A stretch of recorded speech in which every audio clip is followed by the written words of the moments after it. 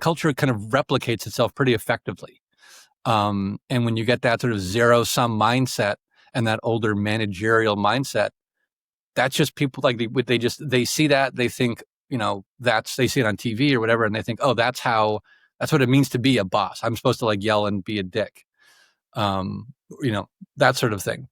And it's just silly, because it's just not how knowledge works. To your point, it's just not how things get done, because it's like 6 or 7, 8% of people are doing that older industrial style thing. And knowledge work is how countries get rich and develop. And knowledge work doesn't work that way. And there's like, to your point, there's just just like so much literature now. And yet leaders can't get over the leadership mindset hurdle to something that is more collaborative, something that is more transparent, something that is more inclusive, of getting, all of the people doing the work, into it. It's just incredibly wasteful. Hello and Merry Christmas Eve. It's the 24th. It's day 3 in our daily episodes for Christmas week. And today, in my final one-on-one guest interview, I was going to say of the year, that's not quite true, my penultimate guest interview one-on-one episode of the year, because there's one more coming on Wednesday next week. Today, I'll be talking leadership development, learning, mindset, culture, the perils of toxic leadership, and more with my next guest, Simon Holzapfel. He is the co-founder and CFO of LEAF Labs, which is the Lean Education Agile Foundry Laboratory, which is all about helping students and young people develop their skills for the workplace, for the future of work, among other things. And he will explain it much better than I just have in a moment.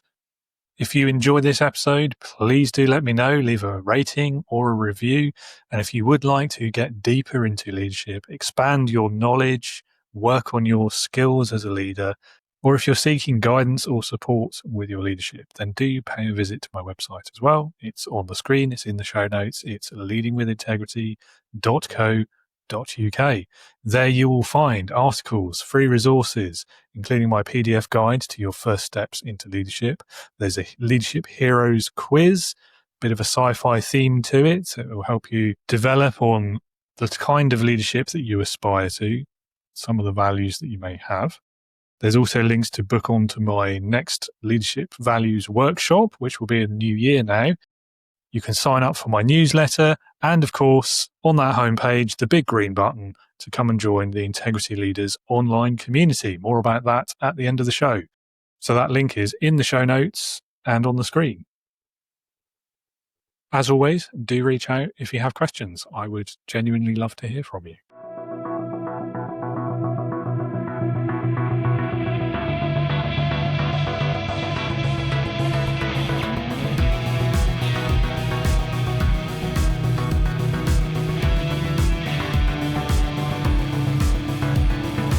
Welcome to the Leading with Integrity podcast.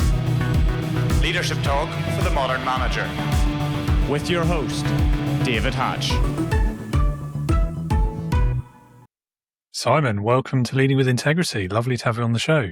Thank you so much, David. It's a pleasure to be here. Yeah, well, it's a pleasure having you. And to kick us off, over to you for a little bit, really. Tell us a bit about yourself, your career so far, what you do, why you do it, all of those lovely things. For sure, yeah. So I left university and got into secondary education, not ever thinking that sort of being a leader was all that important to me. I really wanted to get young people excited about economics and history, which were my subjects. And I got several years down the road of teaching, and I enjoyed it, but I felt like I had enough understanding of how the classroom worked that I began to get bored and wanted to move into leadership positions. And I found that it was really helpful to my own development that I was in schools where like learning things and moving into leadership is not a highly, political contested thing. So starting in 2007, I had my first real kind of senior leadership position in an organization as the academic director of a boarding school near here. And And I was just in love. I mean, it was such a fun thing to be able to work with a whole bunch of different people, working for the boss. I was the academic director, but just like getting people together, aligning them, developing a vision, that sort of stuff was just incredibly fun. And I think most of your listeners probably have been in organizations where that isn't the case and it's just sort of chaos. And you're like, where's the leadership? What do they want us to do other than work harder, sort of stuff. And so part of actually getting into leadership was this sort of, I don't know, maybe it was arrogant or something, but like I just saw a lot of leaders not being very effective, not being very magnetic, oftentimes just being jerks. And I was like, I think I can do this better, or I can at least make the experience of working in these organizations, jolly, fun, positive, uplifting, that sort of stuff. And then I had an even better fortune to then become the head of the school for about half a dozen years.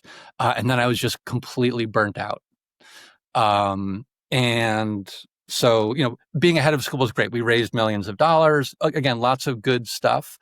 The thing that I found was that, and this was like kind of leadership lesson number one, just because someone is your boss, it doesn't mean that they actually know everything or even know enough to be really useful to you around certain questions. My father I had sort of grown up with a father who was a kind of a public leader of various things. And so I had kind of a good role model. And what I realized is, working for other people is useful up to a point, but when you hit certain walls, you can either like keep pushing or do something else. And I was invited to do something else. So I got involved in sort of two different, it's not two side hustles, but it's two things that are sort of complementary and adjacent. So what I do now is I'm the CFO and I'm one of the co-founders of an organization called LEAF Lab. LEAF Lab is open to anyone who speaks English and has an internet connection on Earth before they get to a professional life. And we show them really kind of the basics of digital business and self-leadership and self-organization. I'm a huge leadership nerd, so I read lots of leadership stuff. What I like about what I'm doing now is you're helping young people learn good habits before they get exposed to toxic leadership, or, they've had maybe minimal exposure, but as a professional, what they learn is, here's how you take complex work and break it down. Here's how you set OKRs. Here's how you talk about problems. Here's how you do risk management in a non-blame based way. And there are a bunch of leaders, frankly, from the UK and from the Isles there who have just been huge mentors to me along the way. So what I do now is sort of versions of that leadership stuff in leadership roles. I have also served in governance positions, that sort of stuff.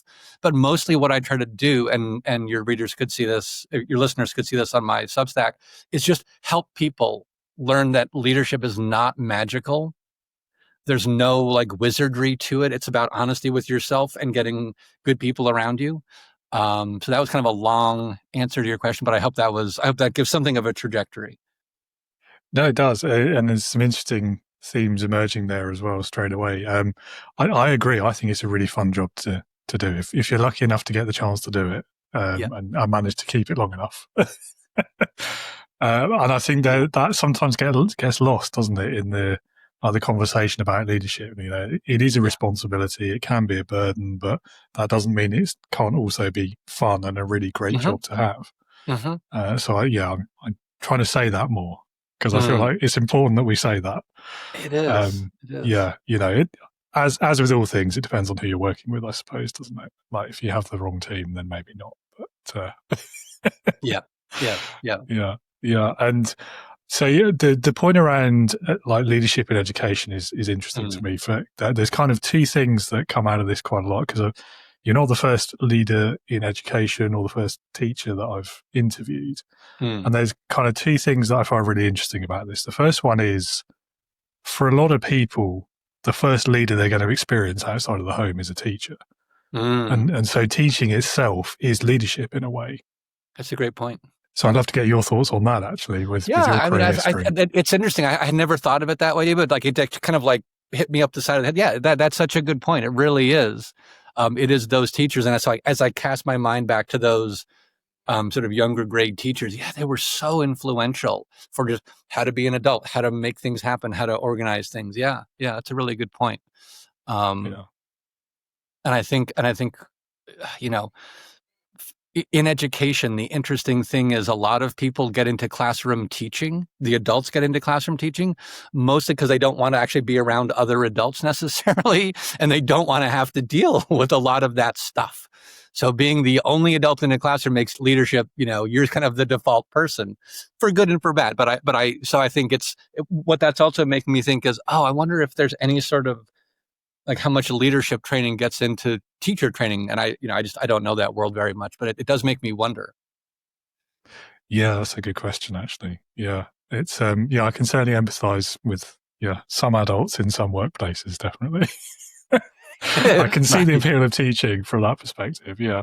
Well, and certainly we know that there are leaders who actually act like children. And that's really horrible when you get into that environment. True. But then also, like, some of the best leaders I've ever been lucky enough to work with, they've not like behaved like children, but they haven't lost that childlike view of certain parts of the world, Not quite 100%. innocence, but do you know what I mean? Well, that's right. So it's a kind of awe, it's wonder, it's being wrapped up in something that's so fascinating and just like makes you want to do stuff and go. Yeah, so and like whatever the opposite of jaded is, that right. That word. Yes, precisely. And so, I mean, the other thing around education and academia and leadership roles in those settings, I've heard from others who've spent a lot of time in the academic world that leadership roles in those sort of organizations, nobody really wants to do it and you have to be forced to do it. Is that accurate or not? So, what do you think? So my wife's a college professor. She is currently the chair of her department for the second time. She will never do it again. and you're exactly right. So especially sort of at university level, in general, when you're there to advance your career, being a department chair sounds good from the outside, but it's mostly just a lot of administrivia, a lot of herding of cats, a lot of that sort of thing. So it is absolutely true that in academia at the collegiate level, those sort of, at least being a department chair is not awesome. It's more of a duty that somebody has to do that. And it generally rotates within departments, so no one gets stuck with it forever. At least in the States, I'm not sure how that works in other places. But yeah, that's true. And it's interesting because there's this funny self-selection where often the people who most want to be leaders are not necessarily best suited for it, even though they have an interest in it. And I mean, I've lived with someone who her predecessor was exactly the kind of person who makes a department worse, who makes a group of people less than the sum of their parts by virtue of just all the sort of side projects, lack of transparency, you name it, all the anti-patterns that makes organizational life for too many people just drudgery and not fun and not energizing and not awe-inspiring. Yeah, it's funny. A quote that I roll out quite frequently is, have you heard of Douglas Adams? Oh, yes. A great author. Yeah, so there's a quote in one of his books, isn't there, about the galactic president and how the last person who should be allowed to do it is the person who wants to do it, right? I don't know. I think it's funny in the book, but I think in real life, it's maybe an oversimplification. I think the real thing of it is why they want to do it.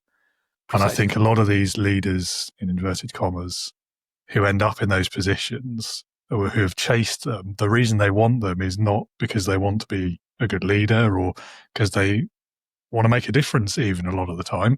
They're usually chasing the paycheck or the status or the ego or whatever it is. And I think that there's such a contrast there to the great leaders that we encounter who are doing the opposite. Like the pay and the status and all that, they don't care about the status. They never really think about it. The pay, they're like, well, all right, I'll take it if I have to. No one says no to the money, right? But they're actually there because of the thing. Whatever the thing is, they want to make that a success. Yep. And it is. And it's purpose driven. It's service leadership. Servant leaders are the people who make great things happen. The sort of prima donna leaders, it's just about them. The whole thing just gets wrapped around them. And we see this all the time. And yeah, it's unfortunate. Indeed. So brings me back to what you do now, which I think this is why I think it's so important I often complain about how leadership is in the workplace, how it's taught or not taught, the development, the training opportunities that are available in most businesses, if it exists at all. It's always after the fact. It's, you were great at that job, now you're going to lead other people doing it, but we're not going to tell you how to do this. You've got to figure it out by yourself. Mm-hmm. And I would so love to see it the other way around, where people are given the skills to do the job before they have to do the job. I complain about it all the time. Like, there's a whole, was it Forbes? Somebody coined that phrase in there around accidental manager, and I can't remember who it was, but Yes, it's just, it makes no sense to me. And I always throw like the slightly facetious example, like you wouldn't send a doctor in or a surgeon in to operate if you hadn't taught them how to do it first, would you? So why do we do it in every other workplace? Like, anyway. Yeah. Yep. Well, and it's a good point, because, because in the case of a surgeon, we can understand it because all the consequences get focused on one body, and we're like, oh, well, that's obviously a bad idea. Where the effects are more diffuse, we're like, and the hand waving starts. But the danger to the organization can be as lethal as a doctor 100%. going in to do surgery without having done a residency or training. And we see this all the time. You see it in corporate history, you see it, all over the place. Absolutely. Yeah. And I mean, it's easy to say it's not the same because nobody's going to die as a result, or there's no lives, there's no life-changing consequences. But then, I don't know, I mean, tell that to companies that build aeroplanes for a living, or submarines, or control welfare, or anything like that. Like, for sure. It's maybe a little bit fuzzier, but it's still there. Yeah, and I forget where I saw this recently. It was something about health consequences of having, and the word toxic, I think, is often very overused today, but I'll use this advisedly. Physical manifestations of a toxic work environment and a toxic boss has been measured. So it's actually not that different from the doctor case that you gave, which is people's bodies show the wear and tear of bad leadership. Absolutely. It's spread out, but the net effect is going to be bad. There's going to be harm. There will be legitimate, clear costs in bodies, minds, hearts, and the balance sheet. Definitely. And even if you don't buy that particular study, I think the connections between things like stress and burnout and toxic leadership are pretty well established by this point. 100%. And the health effects that those things have, again, like, pretty well established. So, yeah, I mean, it feels like a no-brainer, doesn't it? But it does. And yet the pattern of non-preparation persists for some reason, because we think it's like some magical thing where Gandalf or Sauron or whoever the leader is, has these, there's something fundamentally different about them. And I just don't believe that's the case. Yeah. I mean, it's the born versus made argument again, I suppose, isn't it? Which again gets me a little bit frustrated sometimes. I don't know. I think it's partly because that's convenient. And it's a convenient rationale to then not have to spend money on training people. That's what my cynical brain says to me. That's what it is all about, really. But I don't know. Maybe that's unfair. Well, I mean, I don't think that's. I think that's part of the picture. But also, having worked with enough small and medium-sized companies, a lot of them are just in firefighting mode. Yeah. And so for a lot of them, the capacity is not there, or they firefight and don't invest in the long-term leadership capacity of the organization because they just don't understand the aggregate value of real leadership training and practice over time. Although ironically, I mean, a lot of the small businesses I've encountered over the years, the reason they're always in that firefighting mode is because of the leadership. Exactly. They keep themselves there. That's exactly right. And so because they can't get out of their way in their short term, they can never clear a path to something sane in the long term. That's right. Yeah. That's right. Yeah. And there's a fair percentage. I wouldn't like to put a number on it, but there's a fair percentage of people leading those businesses who like it that way. They don't want. They don't want. I think at least half. Plan. Yeah, I think at least half. I mean, that sort of like heroic firefighting thing. And I was certainly guilty of this for the, I don't know, better part of 10 years, where we kind of received this general cultural sense that like the leader is the heroic firefighter who goes, it's like, how did the building start burning before you had to run in?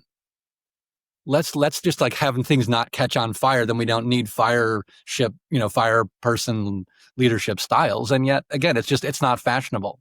And I think you're right, David. A lot of smaller business people are like, hey, this is just cool. This is like, it feels good because you're unquestionably important.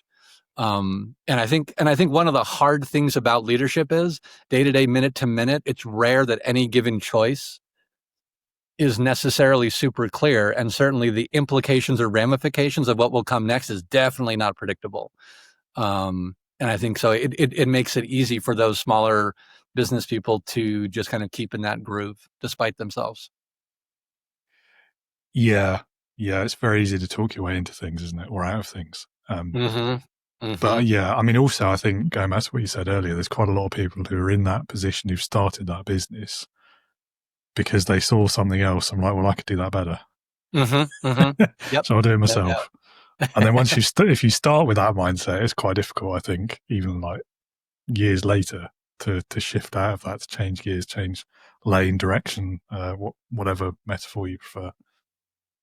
That's right, because if your self-concept gets wound into that way of acting, it sort of co-evolves and reinforces itself, and so you get that sort of tunneling effect. Yeah, for sure. Absolutely. Right. Well, we've gone off on a bit of a tangent there. Let's bring it back to the work that you're doing today. Sure. What would you say is like the one thing about what you do that excites you the most? Oh my God, one thing. It's difficult to say just one thing. I think the thing that I really enjoy the most is just knowing how much as a younger person, some of those encounters with leadership and people can impact you, so that I get to just, be around and help dozens and dozens and dozens and dozens of young people trying to, with help, solve, actual business problems. It's just so much fun because the best in them can come out when you give them tools, support, clarity, and then you get out of the way to watch what they can do. So I think actually the thing that I love the most is really setting the table for the teams in the lab to be successful, and then helping them as they sort of bounce along and bump up against things, get over those barriers. I think that's really what I love the most. Fair enough. And can you tell us a bit more about some of the projects that they work on, the kind of things that they do? Yeah, for sure. So the basic genesis of the LEAF Lab was tons and tons and tons of young people are leaving university with just a bare minimum of readiness to do it. I saw recently that in the States last year, almost half of the first year graduates from college and university got fired in their first year. That's a very high number. Suggests that, something's broken somewhere. We have a particular hypothesis about the brokenness and why that's caused, and et cetera. So the lab really exists to take discrete, well-defined problems from small and medium-sized businesses. They give us the work and a small amount of money to just have it worked on, but it's not urgent. So like nothing, the students are not under time pressure to solve the problems. So we take these pieces of work in. We have lots of, university students from the US, from the UK, from Africa, from all around, meeting in distributed teams, as they will often do in the future, to figure out, okay, how do we make some forward progress on this piece of thing? So it might be marketing. It might be a financial analysis. It might be just understanding like market research, a large range of things that small and medium-sized companies need done, but are not front burner projects. And so it's just this very fun way to help young people get what they need on their professional trajectory, learning good habits and good teamwork and sort of self-leadership, frankly, a lot of self-organization. Because if you can teach someone to self-organize and make that safe, that will be useful to them everywhere and anywhere. And so I'm not sure I'm really answering your question, but basically, companies bring us small, discrete bits of work, several months lead time. And then the teams and my business partners and I and the other business coaches, help them in their little, meetings throughout the week. So they learn all these ways of working without lots of lecture. So we kind of live the method. That's very cool, I have to say. I love the concepts. I think, yeah, I mean, much as I love like the academic style of study, I'm a big reader as well, obviously, and, always reading about leadership as well. And and other things as well, but mostly leadership. But I do feel like there's only so much you can learn by reading a book or an article. You've got to, it's that in practice bit that is so important, at least for me anyway. Maybe I don't know, man. Everyone has their own learning style, don't they? But it's, seeing it done, doing it yourself, that for me has always been when the learning really sticks. Yes.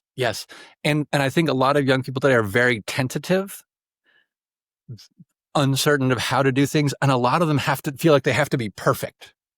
I can't start because if I'm wrong, that's a catastrophe. And the standard high stakes one test and you're done, like the A levels, screw that up, man, you're effed. Like that is a very bad day for you. That's going to suck for and have problems for, decades to come.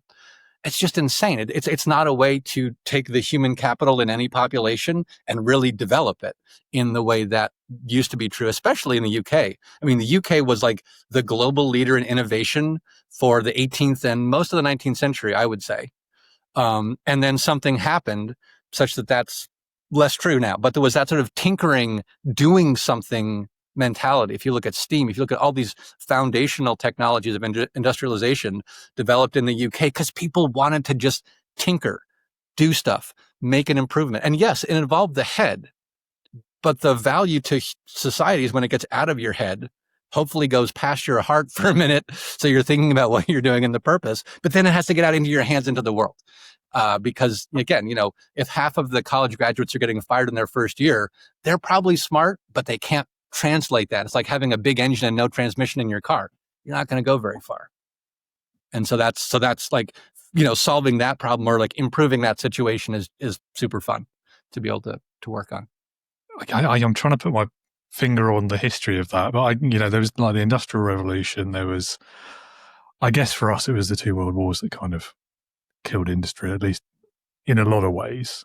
And actually, I was just reading yesterday, I can forward this to you after the show, this wonderful newsletter that I got called, I think it's Construction Physics, and it was specifically about the shipping industry and the shipping industry's decline in the UK. So I can forward that to you. It's a wonderful piece. This guy is just so good because he really is, he's a technologist first and a historian as well. And so it came down to a whole bunch of things.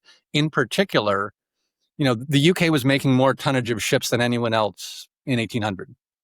What happened is, as industrial methods, welding and sort of componentizing building came along, the British shipbuilders were like, no, we want to do custom crafts, each one unique. And they just doubled down on that and they got passed. That was a lot of it, was just not accepting that ways of working will change as technology changes. And if you don't keep up, Japan's and Korea are going to start building all those ships because they're going to build cheaper, better ways. Yeah. I mean, so most of my background is in the aerospace industry. So for that industry, that particular sector, because again, like the UK until even sort of late 40s, early 50s, they were kind of, we led in a lot of innovation. Spitfire, a lot of the the Spitfires were the thing. Yeah, and like the jet engine and even Rolls-Royce, like what we recognize today as like modern aircraft carriers, all of that they were all British ideas. Yep. But it wasn't so much the innovation went away, it was the money to do it. That was our problem after the war. Because we were so over leveraged and everything was gone and we owed so much money to our friends across the pond. The Marshall Plan was and that's funny too, because like Americans tell the story of like, we just helped everybody. And it's like, well, there were some serious strings there. So there was a lot of back and forth as well, definitely. But certainly took some persuading. It's an interesting one. Like I love that sort of the historical setting. We're going wildly off topic here, aren't we? But I'm prone to do that. I apologize. Yeah, me too. But it is interesting to me though, because we're back to kind of the implementation of it and the practical achievement and having the ability and the means to do it. It's about more than just book learning, which I think is where we started before we went down that time. And again, that's where leaders help with that shift from this is an exciting set of ideas to we're doing something with it. It's a rare human who doesn't feel like, I want to contribute something. I want to make, like, kids don't go to school or go to work thinking like, I want to be a sucky employee or a student. That's a very rare, very, very rare person. And yet schools and organizations are often really adept at bringing out the worst in people because we have these antiquated leadership models that are just not serving us in the digital economy. Absolutely. I mean, even just simple things like the pattern of hours in the day and what the time you spend working and the time you spend doing other things. And you're so right about what you said earlier about the exam culture as well. I don't know what it's like in the States, but in the UK, it's pretty Not good. like there's very few people I think who are at their best in that scenario. And Almost I no don't, one. yeah. And I don't believe that like an exam, that 2 hour, even if it's like a really long 2.5 hour one, you're not going to demonstrate depth of learning out of that. And There's you're almost not, no, and you're not being encouraged or incentivized to really learn deeply either. It's learn the question, learn the answer to that question, and then stop, move on to the next question. You're not, which in an older world where knowledge was the bottleneck and just access to knowledge was the bottleneck, maybe made some sense. Super does not make sense anymore. It's just not the environment that we're trying to raise people to be useful in. This is it. And there's a massive parallel to leadership here. So I mentioned the Industrial Revolution earlier. In a lot of ways, we're still in that mode of thinking in the modern workplace, even though I don't know what the statistics are, like how many people are actually still physically going to a factory every day for work and pressing buttons or turning things on machines. I suspect it's quite a low number though. And yet entire workplaces, office culture, the 9 to 5, like clock in, clock out, all of this kind of presenteeism, all of these tick boxes really that are still seen as like, that's how work works. It is. And makes no it's sense so to me. arcane and it's so really just not true anymore. And it hasn't been true for like 100 years now at this point. Decades. Yeah. Oh, completely. And it's interesting. I mean, as an undergraduate, I was a history major, but what I was really interested in was economic history and how economic and cultural histories interact. And so to your point about those older ways of working, those older mentalities overriding, culture kind of replicates itself pretty effectively. And when you get that sort of zero sum mindset and that older managerial mindset, that's just people like they see that, they think, they see it on TV or whatever, and they think, oh, that's what it means to be a boss. I'm supposed to like yell and be a dick. That sort of thing.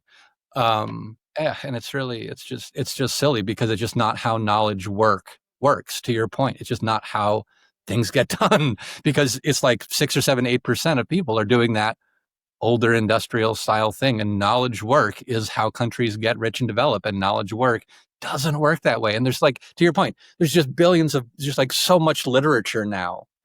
And yet leaders can't get over the leadership mindset hurdle to something that is more collaborative, something that is more transparent, something that is more inclusive, of getting, all of the people doing the work, into it. It's just incredibly wasteful. It is, and it's not doing anyone any favors either. That's the real frustration of it for me. Like the leaders themselves aren't benefiting from this. The people they're leading definitely aren't. Yep. The businesses aren't.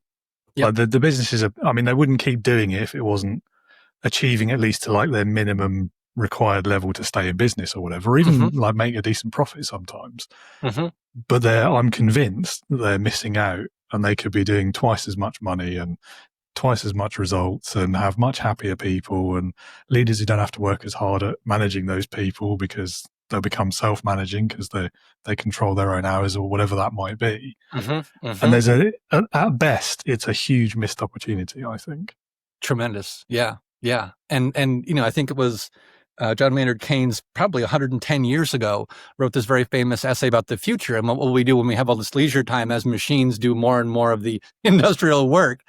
And what we see is, this older mentality keeps us shackled and chained to not very efficient ways of working, not very human-centric ways of working, not very adaptable ways of working. And so to your point, no stakeholders really getting what they could be out of it because we're just tied to these older, outmoded ideas. And it's interesting too, because when you think about, the leaders who make the biggest difference. Is, last night I watched the Jane Goodall special on Netflix about, it's called Famous Last Words. Yeah, I And haven't seen it. I've heard of it though. It's on my so list. good. And she's talking about sort of leadership and possibility and all these things that are just out of fashion now. Sort of being a jerk, being punitive, all these things in many corners of our political and corporate world are held up as examples of how to lead. And you're just like, oh my God, it's like we're just like taking the good bits of our culture and just drowning it because it seems weak or it seems something that's not like the usual John Wayne style, leadership, which is, it's incredibly frustrating because you see how much waste of a life, waste of time, waste of money. It's staggering. Yeah. It's full of so many ironies as well, isn't it? Like, really, seriously. I think a lot of these people who are following this sort of old school approach, that's what I would call it anyway, they're doing it because it feels easier.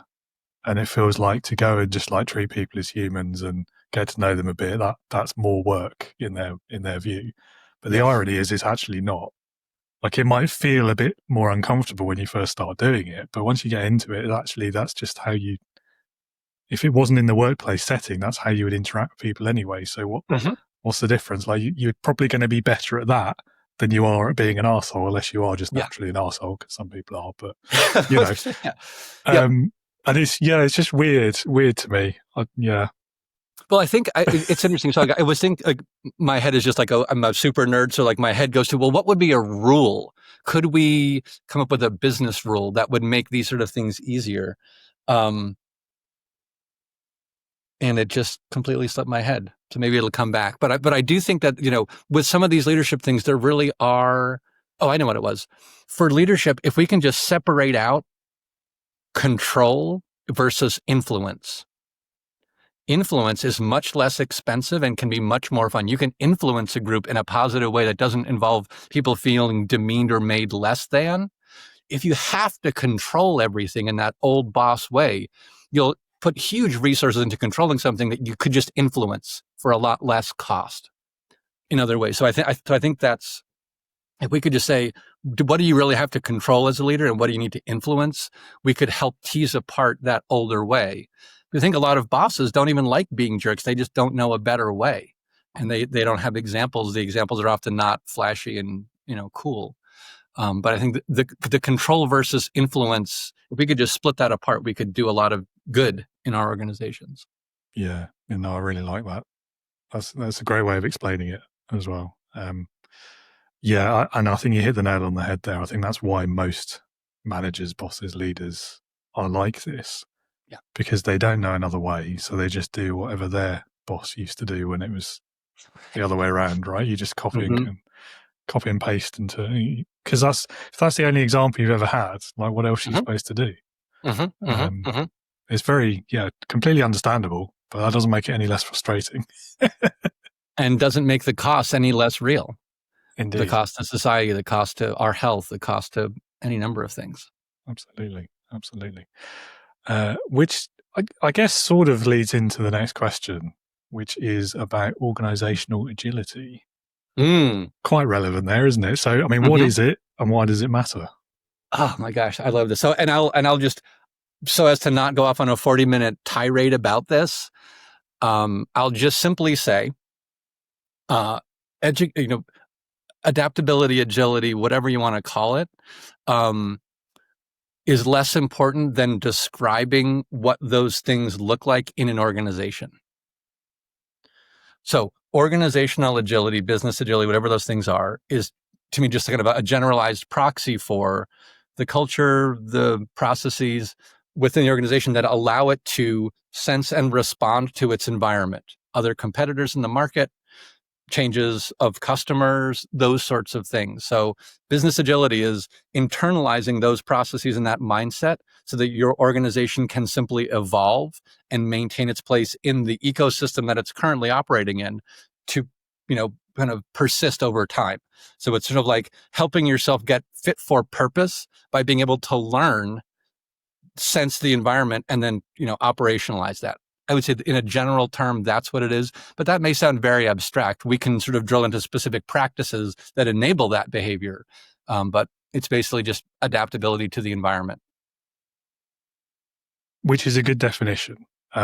So the word agile for me in a business setting, having been through a few like agile qualifications and project management, scrum mastering and all that sort of side of things in a past job, I feel like the word agile, for try not to be super unfair to a lot of business owners, but for several business owners that I've worked with over the years, let's leave it at that, is a really misunderstood term. Because the way you've just described it is spot on exactly how I would understand it. It's that responsiveness to whatever the condition is that is relevant.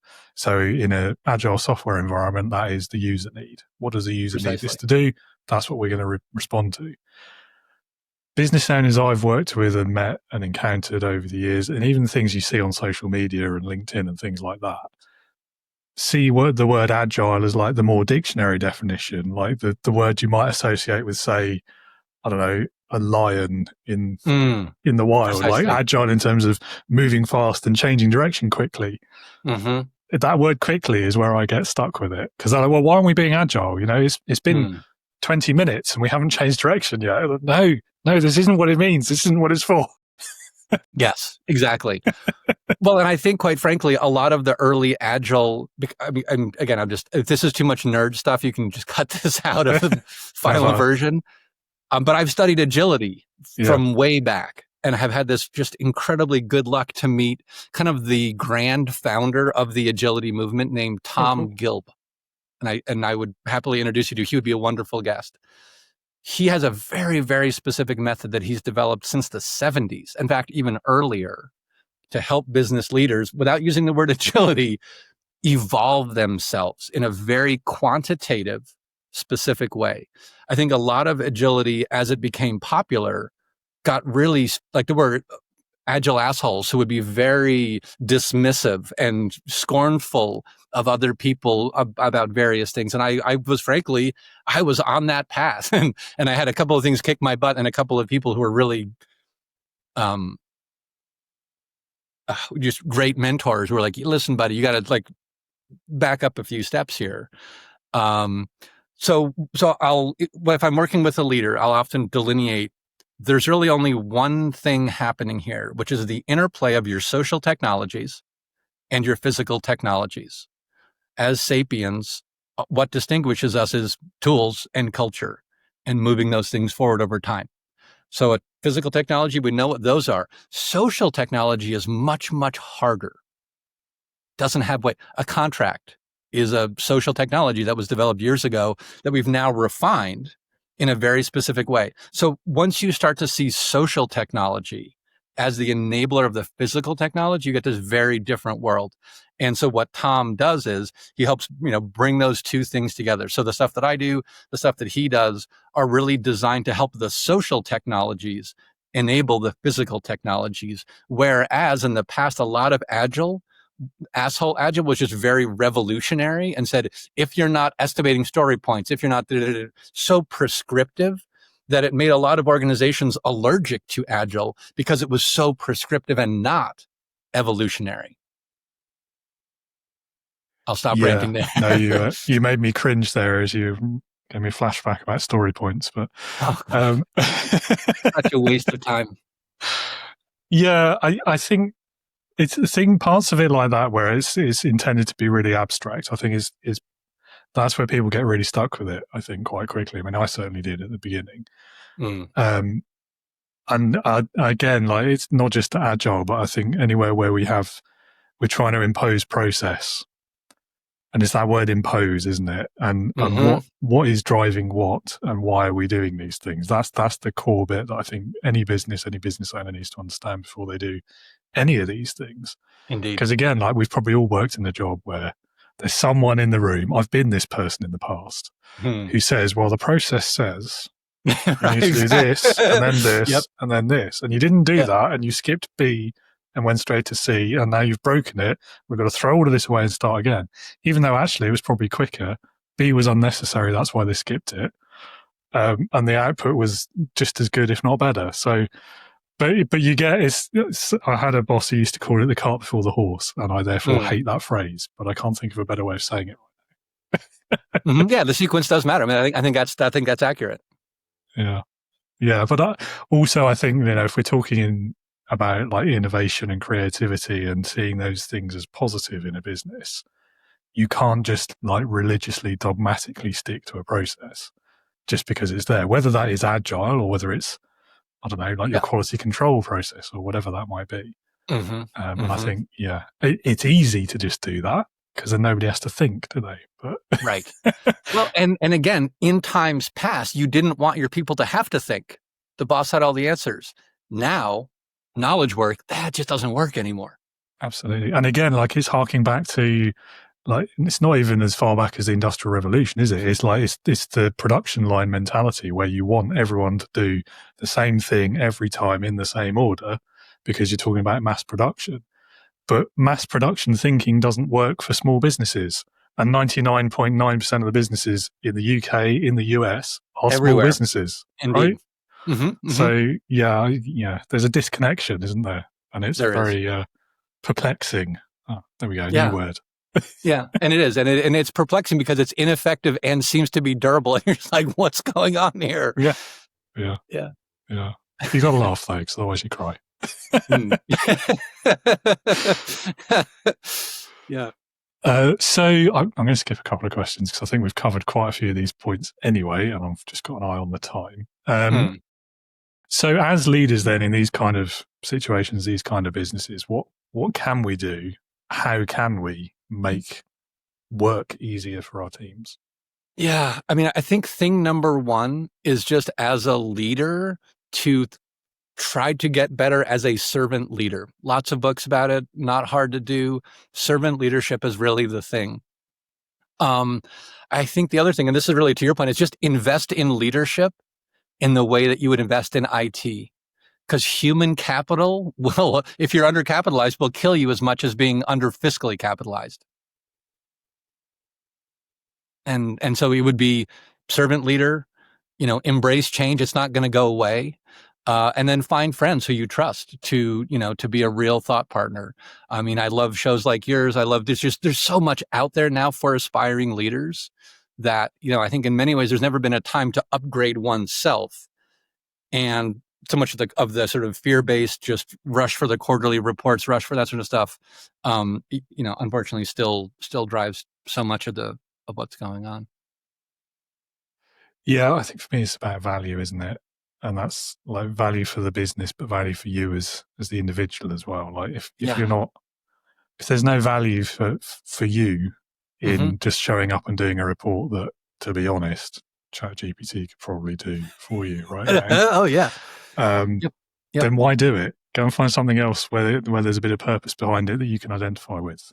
So actually, if I would add, based on that, I would add David's rule, which is value from the beginning, value in the middle, and value in the end. If you can just do nothing but that, stakeholders and value, you can't go that far wrong as long as you can remain flexible about how you might solve for those different stakeholders and needs and whatnot. Absolutely. So if you had to narrow down the biggest leadership lesson you've learned from your whole career so far, what would it be? Ask for help when you don't know what to do. Your pride will kill you. My pride almost killed me. Don't do that. Yeah, I feel like there's a story behind that. But There is. And the story is I didn't ask for help at a time when I needed it. There were resources available. I had this old idea about, like the heroic, I'll do this on my own. And it was just really stupid. It was dumb. It was juvenile. It was not adult. It was not, yeah. I think when I ask people about leadership myths, this is the one that comes up the most. And I think it's probably my top one is about this idea that we all seem to have. And it probably goes back to everything we've been talking about so far, doesn't it, as to where it comes from. But we perceive leaders as the one with the answers. That's it. And so when you are the leader, what that means to you is I can't ask for help. I Yes. have to have the answer. I don't know what the answer is. I'll come up with an answer. That'll do. Yes. Probably. Yes. That's it. I mean, I think you put your finger on it. When I find a leader who likes physics, what I'll often do with them is say, "Oh, hey, have you heard about the 3-body problem?" If they haven't, we'll talk about the 3-body problem. And then I'll say, okay, now let's look at a system. Let's look at any of your systems. Does it have 3 parts?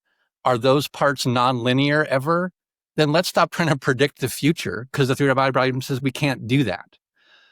Let's slow down, take these things apart, talk to people. It's a lot of it is like that old Toyota kata mentality of it's the people. Respect the people doing the work. Get clear about where you're trying to go. It's not magic, but it requires humility, and that is a dilemma, because how do you have authority as a leader? It's like, well, people have to trust me, so I have to show something, especially if you're younger and you're starting out. So everything kind of tends to run you in the wrong way. And that's where I think older mentors, leadership shows like this, let people say, oh, this is not weakness. This is actually the smart way. This is how stuff gets done now. That feels sustainable, that is focused on value, because the cognition required to lead at that level, it's just one brain can't do it anymore. It's beyond what a brain can do. And I think leadership is, oddly enough, a team sport, and too many people think it's not. Absolutely. I think, not just in this kind of the day and age we're in now and how fast everything moves and how much information there is, how much data there is. It's not all information, is it? But access to all of that, and I think this myth, I think, is like the underlying reason for why burnout is on the rise, because as all of these things change and accelerate and get bigger and more and always on all the time, if you're trying to stick to and live by that myth of leadership where you know all the things, there's a rapidly approaching bottleneck crash point where those two opposing facts meet and you burn out or worse. Yep. And I don't know what the answer to that is, other than just persuade people they don't have to have all the answers, which feels like an uphill battle of its own, doesn't it? It's not easy. Whatever it is, it's not easy. And I think actually a lot of it will be just at a one-to-one relationship basis. Hey, listen to this show about leadership with integrity. Hey, read this book about the no assholes rule by this professor at Stanford.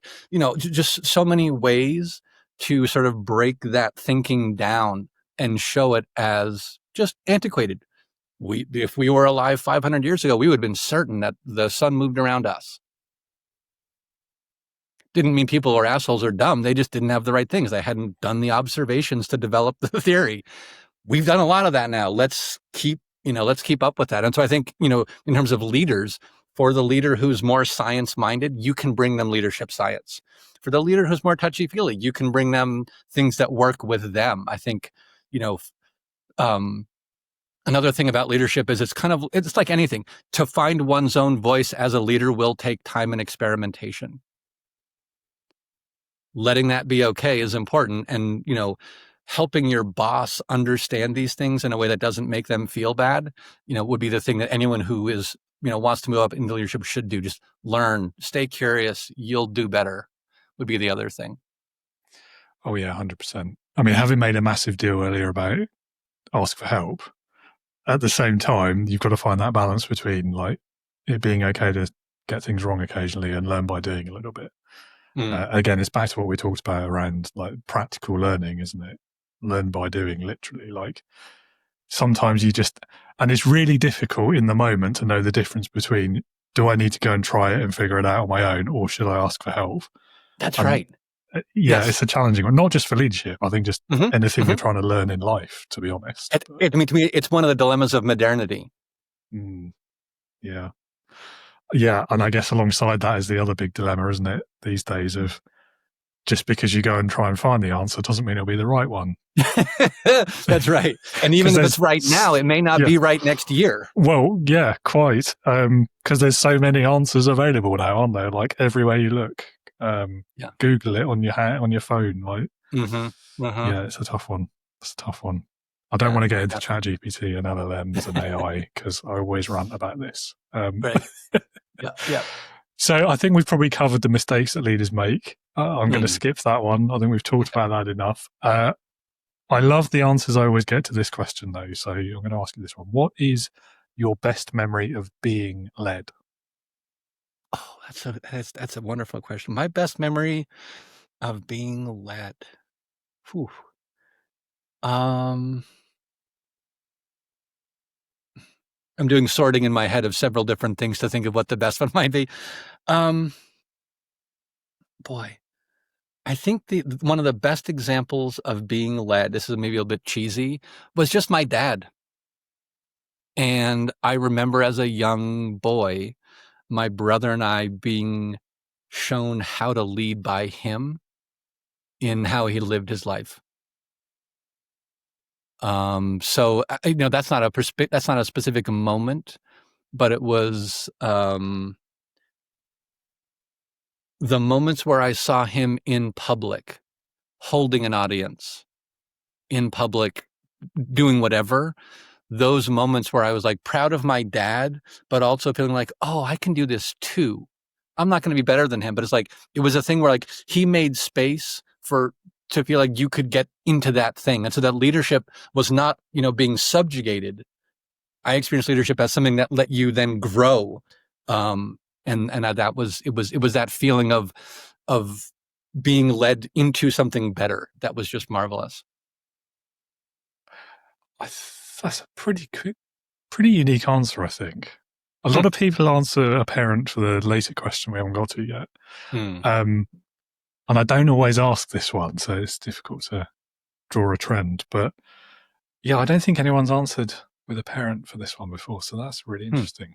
And my dad was unusual. I mean, my parents were small business people. He was not a normal person in a lot of ways, so it would be not surprising that most people don't have dads like that. Yeah, but I mean, who is a normal person? Nobody I know. I'm not on that list. Nobody I know, definitely.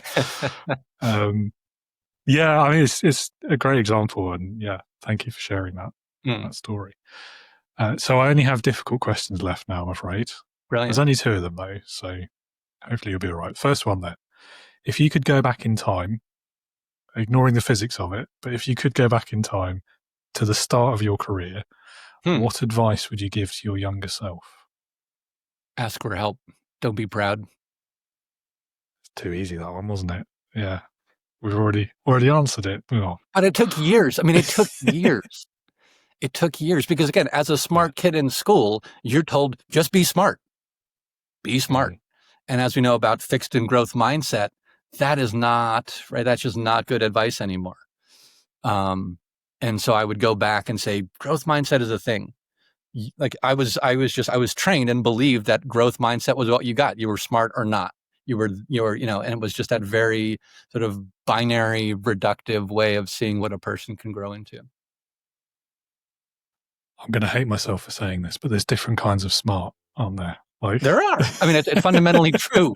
Just go look at 2 different parents. They're going to be like, look at any 2 people. They're going to have intelligences that are non-identical. They'll have a lot that overlap, but it's going to be non-identical, just as a basic fact. Yeah, but I know what you mean. Like at school, the smart was defined in a very specific way, wasn't it? And anyone who didn't fit in that, you probably felt pretty bad about themselves quite a lot of the time at school. Mm-hmm. Or if you thought you were the smart kid and you did badly on a test, you were like, what's wrong with me? This is challenging my sense of who I am. Yeah, and the pressure of it as well. Again, like we don't have time to get into this. We've already taken apart the workplace, haven't we? But there's something about education, isn't there, and the way it's done, at least in the Western world. Yeah. Okay. Last question. This is my favorite one. And I hope that you haven't preempted it with your answer to a different question earlier, but this is leadership heroes. Leadership heroes. So if you could pick one person, but it could be literally anyone you could think of. They could be like alive or dead, past or present, real or fictitious, but someone who, in your opinion, perfectly embodies leadership. Who would that person be for you and why? So that person for me in my professional career would have been a man named Bruce Cole. He was the principal of my elementary school. And he was one of those people who was, as an adult, I realized, very ADD, just again, not a normal person, but what he did for that school was to make exploration safe, to make not knowing the answer safe, to make just enthusiasm safe. Like you could be a nerd there and no one was going to beat you up. He was just his just force of presence was so strong that you just looked up to him. He was like magnetic. Although he was not the lead from the front kind of guy. So I think, he was really the exemplar par excellence of modern leadership. Was also totally self-taught. Like there was no big manual. There was no big theory behind what he was doing. It just made sense to him.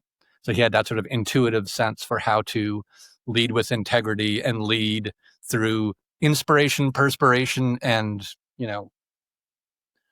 accident, and that was okay. Not being perfect was okay. So it would be Bruce Cole, and he's like he's very old now, but he was my guy. He was the guy who I wanted to be when I grew up, and kind of still do. That's kind of cool.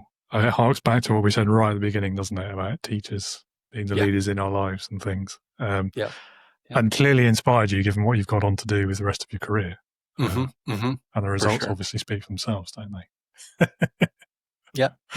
Yeah, and he must be memorable if he's stuck in your mind for this long as well. Oh yeah, I mean, I still see him. I mean, he lives an hour away, and I'll still see him periodically, and he doesn't always remember me, but it's just so nice to be in his presence again. Enough. Yeah. Fair enough. I mean, he probably had many, many, many students over the years. Thousands. Yeah. Oh, well, that's such a lovely example. I'm not sure anyone's given a teacher that they've had as an answer to this question before. You might get like extra bonus points for that answer. So I have to credit you, David. It was your idea. You pointed it at the top of the show, so I'm just riding your coattails. Yeah, we'll have half each. Yeah. Amazing. Well, Simon, I've loved this conversation, especially all the random tangents we've gone off on. They're always the most interesting, I find. If anyone in the audience, I'm sure all of them would like to learn more about you and what you do, where can they go to learn more? What's the addresses? LinkedIn. Yeah, LinkedIn. Thank you. LinkedIn would be the very easy way. Okay. I have an unusual name. There aren't too many of me. So if you go to LinkedIn, and you'll see that there. Although if you see me on LinkedIn, you'll actually see I have a little logo there instead of my face for my company. So if you see a little gold 3-leafed insignia, then you'll know you're in the right place. I'm also I respond to every message. I'm busy, but I love helping people. So any of your guests who reach out, and literally there's no question that would be annoying to me. Anything at all, would love to chat. Either like super theory nerd stuff, or like my father-in-law is driving me crazy. How do I get him to blah, blah, blah? Any of those things. Amazing. Excellent directions there as well. I'm sure everyone will find it easily, but I will put the link in the show notes anyway, just in case. Brilliant. Thank you. Well, Simon, thank you so much for being with us today. It's been great, and have a great rest of your day. Thank you, David. Really appreciate it. Likewise. Simon, thank you for your time. Great conversation. And I have to say, Leaf Labs sounds like a really good and important initiative. Thoroughly applaud and support the work that you're doing there in supporting young people as they enter the workplace and start struggling with things like leadership, for example. Listener or viewer, if you would like to learn more about Simon, perhaps look into Leaf Labs, among other things. You will find all of those links down in the show notes, his website, his LinkedIn page, and more. So as always, I encourage you, visit those links, learn more about the guest, dive a bit deeper into his expertise. And listener, if you are a new leader, a first-time manager, perhaps you've just started your own business, or you're hiring people for the first time, but you don't know where to start. You're struggling with confidence as a leader. You're having those nasty imposter feelings that you feel like they're always creeping up behind you. Then come and join my community for leaders just like you. It's called Integrity Leaders. It is 100% online. It exists to offer support, guidance, knowledge, resources, clarity to new or struggling leaders just like you. If you're not sure whether that's for you, if you're not even sure you'd call yourself a leader and you'd like to learn more, then you can, of course, visit the website, click that green button on the homepage, watch a little video of me as I talk a bit more about the community, or you can pay a visit to my LinkedIn profile, connect with me, drop me a message, and let's have a conversation instead, or as well. Up to you. That's all for today. Thank you for joining us again. I know Christmas week is busy and hectic for a lot of people, so I appreciate you taking the time. I hope you have a very Merry Christmas tomorrow if Christmas is your thing. And if it's not, I hope you just have a good day, a nice day, a relaxed day, a day free of stress. The Christmas special is out tomorrow. It's already scheduled. So after I stop recording this, that's it for me until next week. I've planned ahead for a change. Not for a change. I always plan ahead. It's the execution that sometimes lets me down. But anyway, it's all done. It's ready. It's there. It's going to be going live tomorrow morning at the usual time, 08:30 UK time. I hope you'll enjoy that one. It is a bit silly, but we do also have some serious leadership lessons in there as well, I hope. So yeah, give that a go. And then, of course, there's the Boxing Day clip show on Friday as well, where we will sum up some of the favourite moments from this year on Leading with Integrity. I'll be back next week with usual weekly service on Wednesday, which also happens to be New Year's Eve. So you'll be getting an episode as normal with my next guest, Maritza, and also the New Year special as well. So 2 episodes next Wednesday. That's all from me today. Thanks for being with us this week. And as usual, be a leader, not a boss.